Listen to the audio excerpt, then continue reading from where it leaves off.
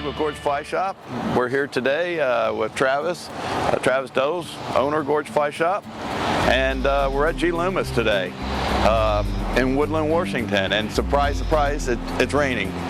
I think this is pretty standard. This is the normal weather, so we're calling this, I'm calling this Mental Health Day. Yeah, we've all. This is mental health for Gorge Fly Shop. We're also here with Lyndsey. She's in the background. Mike's filming.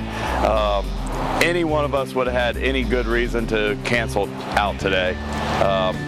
With all the stress of things going on at work, trying to keep up with everything, filling orders, what have you. There was plenty of reasons for us to have bailed on this trip, but for our mental health, we need to be here.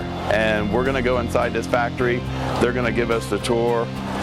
We're gonna see what's all going on here and share with you just what it takes to get that rod in your hands. Hey, this is Steve over at Loomis, and we're at the Loomis factory where we're going to go through the various steps of building up a fly rod. And no matter which fly rod we're going to build, or for that matter a spinning or a bass casting type rod, we have some raw materials that we can choose from to develop the blanks, and that's the shaft of the rod. Before a rod's created, we got to roll up the blank. We're going to start there, building up the blank, and we have a variety of different kinds of graphite materials that we can use. And graphite materials come to a factory such as ours in what we call the pre-preg form. The pre-preg form is a sheet of material where we have the graphite that's already been laid up in a very flat, even, uniform thickness at a prescribed grams per square meter weight. Also a prescribed amount of resin content. That's the epoxy that's in the graphite, so that it'll bond eventually when we go through the baking cycle.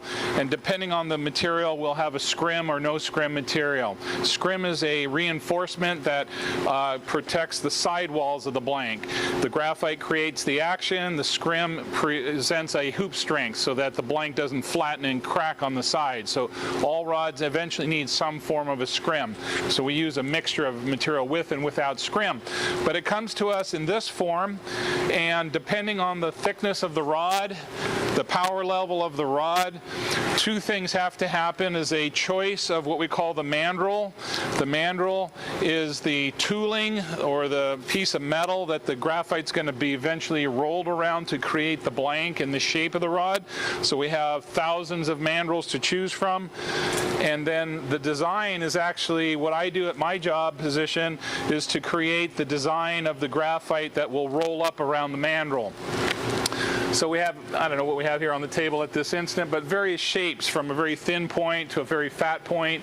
And this is the material that ultimately gets rolled around the mandrel to eventually create the blank.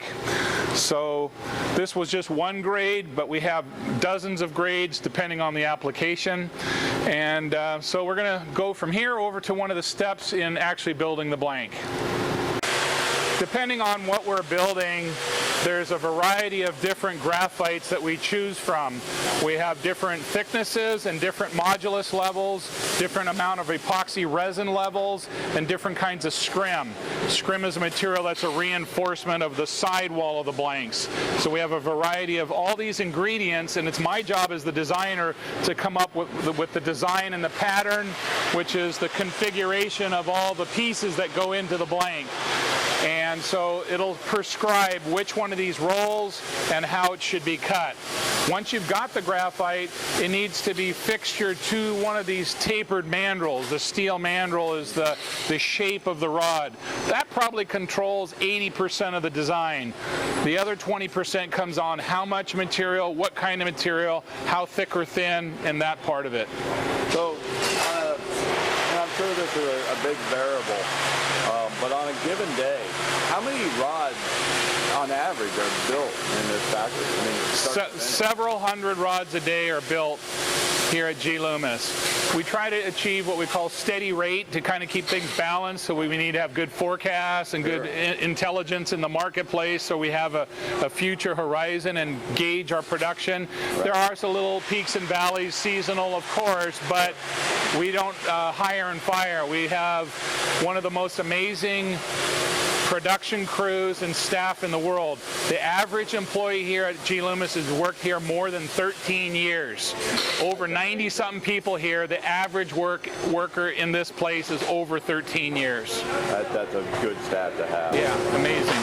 Every rod that we build here at G. Loomis must roll around one of these. This is called the mandrel. It's the tapered tool that the graphite gets put around, so a high percentage of the rod's performance comes from the shape and the tapering of these mandrels. That's part of my job as well, to create the tapers, and we have thousands of them depending on which application, what type of product, what kind of action you want in a rod. You want a faster, more powerful rod, you need a faster taper.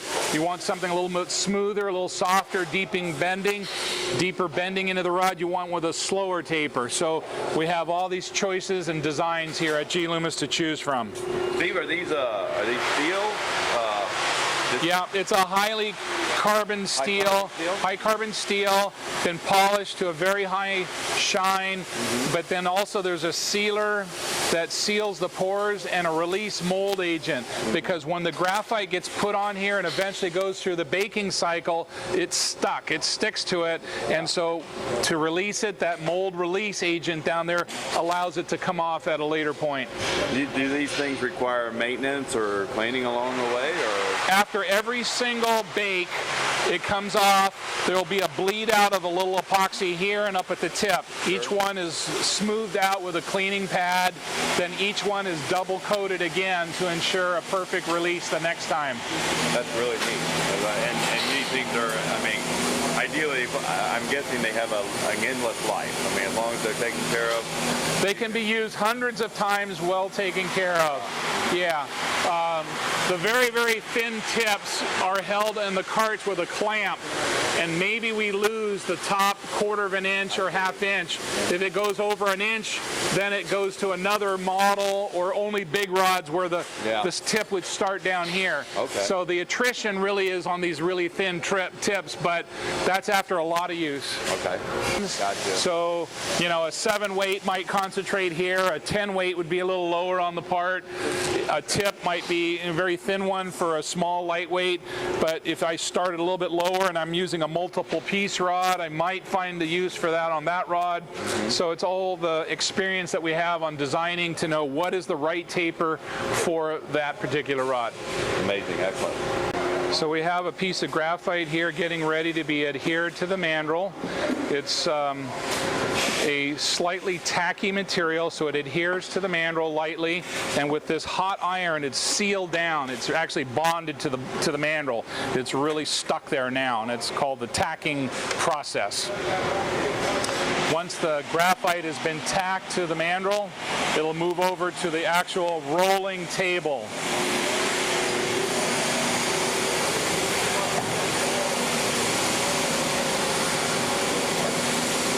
And the rolling table is a very fine tolerance machine, but we have adjustments for pressure, and under very high pressure that table comes down, finds a balance of the taper of the whole rod, and then will roll under pressure all that graphite on top of the mandrel. And that's what we call the rolling operation. For some of the longer one-piece rods, possibly 8 or 9 feet long, some of them only 6 feet long, and from the graphite being cut into the wedge, and then the mandrel would start out on this table here. On a table here, the mandrel, the steel metal thing, gets laid down on the table. You'll take the graphite material and lay it along the edge of the mandrel, and then with a hot temperature, these are quite hot, it sticks the graphite resin combination onto the mandrel. So what will happen now is you'll have a mandrel with a flag of material hanging down, and now we're all ready to roll that onto the mandrel on a machine that's called a rolling table. The rolling table is a big heavy plate that lifts up in the air. You put the mandrel with the graphite under the plate. The plate comes down and scoots across the table, and it just rolls up under pressure, the mandrel and the graphite. And that is a very precise tolerance machine that helps ensure compaction, tight roll up, and ultimately a very strong blank. So this is a crucial step in this phase, in the stage. The next thing that is done after you have a rolled up shaft of graphite on this thing, in order to ensure further compaction, there's a machine here called the cellophane machine. It's a kind of a plastic tape, a strong plastic tape that gets wound very, very tightly over the top of the graphite, squeezing it down even some more and making a high density lamination eventually. Helps to create the high density lamination. So this is spiraled around, and if you've ever seen those little spirals on a fishing rod blank, it's created at a process like this where they spiral it and consolidate the blank. So this is a larger scale blank being made here, and this is also where we build our one-piece fly rods. So at this station we apply a plastic tape, that's that shrink film, and so it's a high pressure winding operation that puts a layer of shrink tape on top of the blank, and it ensures full compaction and high density lamination during the bake cycle. So this is an example of a completed rolled up blank. It's on the mandrel. The cellophane plastic has been rolled up on top of the graphite. That process layered on a nice layer of poly tape that will help shrink and condense the blank during the baking cycle. This gentleman is not in a detention center or jail holding cell. He's actually up on the cart loading mandrels and blanks that have been rolled up and sealed taped, and now we're just loading them onto the cart so that they're ready to go into the hot air ovens. This is an oven cart. There are different levels on the racks to accommodate different length rods, and we position it on these carts, and they will hang so that when we push them into the oven, they're all organized and we know what level on the cart that they're placed. So there'll be a carting operation before moving into the ovens. The ovens are a hot air circulating oven, not unlike your oven at home to bake with. The range can be between 250 to 350 degrees depending on what products we're building, but it bakes in the oven through a cycle to warm it up gradually, hold it at a temperature to catalyze the epoxy, kicks it over, makes it hard, and then a cool down phase. After the cool down phase, it comes out of the oven and then gets brought over to another station where the mandrel will be pulled away from the blank. Over at this station called the pulling station, the blank, which has been baked in the oven, has come on out. It's still a little bit warm. There's a process of dropping it in.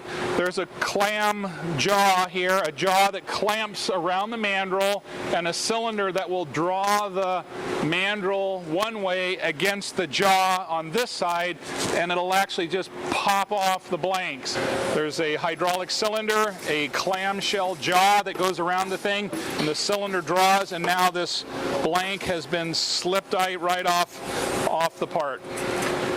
Once the blanks have been removed from the mandrel at the pulling station, you'll have these shafts that have still got the plastic cellophane tape on top of the blank, and that plastic has to come off. And with a very skilled hand, we can split the edge of that tape, and it comes off like a snake skin. That's the poly tape that was on the blank, a little slit, and it peels away. And then we have the blank that's been cured out with the little ridge marks showing up, created by the cellophane tape. This is called a centerless sanding machine, and it has a belt that's turning around with a water spray on it, and the belts that can be used are measured in microns, very, very fine belts that polish the surface. It's called a sanding station, but it's like a polishing operation that's removing anywhere from 0.5 thousandths to 1.5 thousandths of an inch at the surface of the blank, which just polishes down those ridge marks to a smooth level. If you touch this, you can't even tell that this is like an abrasive, but it's almost smooth as your skin. But this is what is used to polish down the ridge marks on the blank. And in this case, it was done for a second paint coat. Some processes require a double coating of the blank, and so we might fire it through there on a second coat basis. After the blank has been sanded, it looks like this. It's kind of a raw graphite looking color. This is very functional for fishing right here. It's the lightest the blank can be. In fact, historically, G. Loomis offered many of our IMX and GLX rods in this configuration without any extra paint, which does add a little bit of weight. It looks just raw, and that's functional. But in most cases now, there is a cosmetic coating for what we call a painting process to give it a color, a look, a shine, whatever we want cosmetically. And that's the area behind me here is our new state-of-the-art painting operation. A lot of air filters, filtration, no dust, full-on suits to prevent any dust from your clothing to come off, and it's a very precision viscosity of paint, so it's a liquid bath dropped into the paint, and then a curing carousel to put it in front of heating lamps and heating rods to catalyze and cure out the paints, and then after that it comes back out as a pure coated blank, all ready to go for handle assembly. A high percentage of the rods built here at G. Loomis are 2-, 3-, and 4-piece rods where a ferrule assembly process is needed. That means where the blank has been painted, we need to trim it off to the right amount of connection, what we call the overlap connection between two different blanks. So at a station like this, we use a diamond edge saw to cut this blank and trim it down to the correct overlap. Each design has a prescribed length of how far it should connect. And by the way, I'll show you a little trick. When you assemble a rod and you're lining up your rod, you don't just put it together straight on. That's going to have a chance to work loose on you. What you want to do is start off with the guides about 90 degrees crooked and then tighten it up and make the guides come in full alignment. That little twisting and tightening process will help your rod to stay together all day long. Blank that's totally assembled, we're ready to start putting the handle onto the blank. In this little work cell, we have a variety of different handles for various types of rods, but all of them are pre-made handles, very high quality Portuguese cork, and there's a pilot hole. We have a drill that has the right taper that matches the blank, and so the drilling operation takes place at a station with an electric motor and a vacuum system to draw off all the dust. So from there, the blank would be married to the cork with epoxy glue to the right position, and then possibly, depending on the product, the reel seat gets put on at the same moment or not.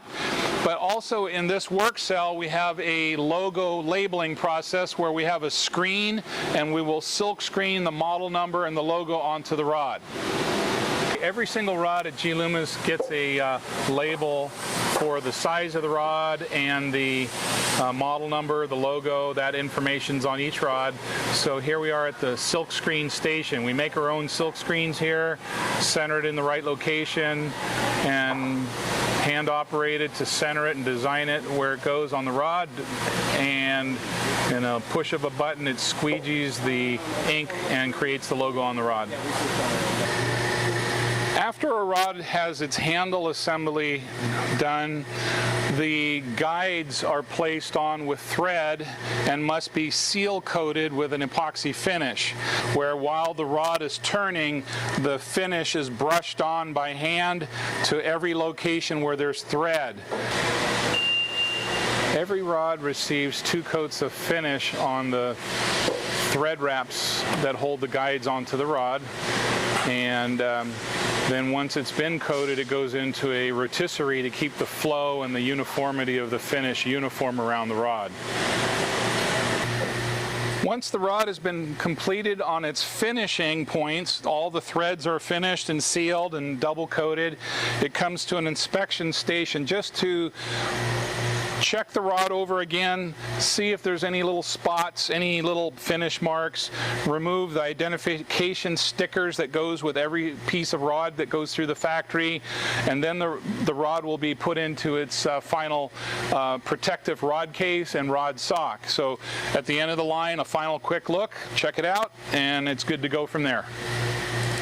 We've gone through the process of building a rod and stuff. One of the questions I had is, how many people are employed in here to make this happen? Well, G. Loomis started in 1982 and has grown quite a lot. We had a time over 300 employees when we had a combination of golf shafts and fishing rods, but golf shaft division was sold away a few years back. Okay. But we still have over 96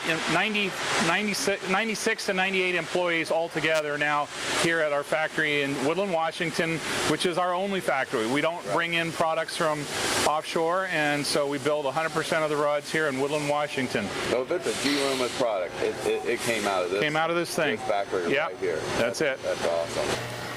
Every new model that we develop at G. Loomis goes through a critical strength test.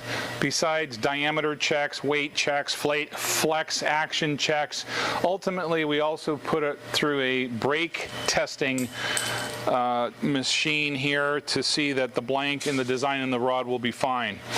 Strong for the job, that is. So we have a load cell that reads in pounds. We load the blank into the brake test machine here. And so what we have here is approximately a 7-foot blank for something like medium spinning type product in this case. And right now there's 1.56 pounds, but the machine lifts up the blank, loads it up, and we can set the angle of the rod by moving the load cell and then by moving the angle of the bracketry. But right now we're lifting about a 5-pound fish in the air, 6-pound fish in the air, 7-pound fish in the air. Eventually it's going to break, but we just test everyone to know. The tip is below the bottom of the rod right now. Wow.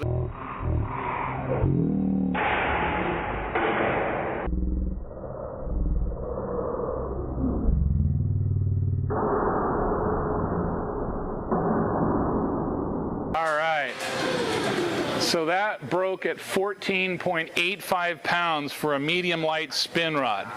That rod tip was way below the end of the rod at a very compressed angle. So this design would have passed the test. So it's really high sticking should not be an issue. It should not be an issue. Okay. But there's a difference between, you know, like just keeping on going back versus just like holding it here. So, you know, the vast majority of the time you can't high stick it. Vast majority you cannot physically do it.